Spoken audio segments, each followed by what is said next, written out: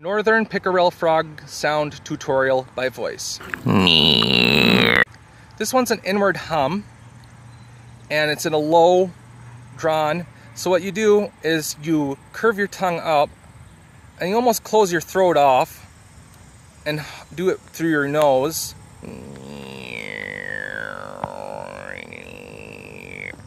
As if you're saying near, and it does kind of come out of the mouth, but you kind of share it with the nose and the mouth. And you do it in a low voice. Northern Pickerel Frog.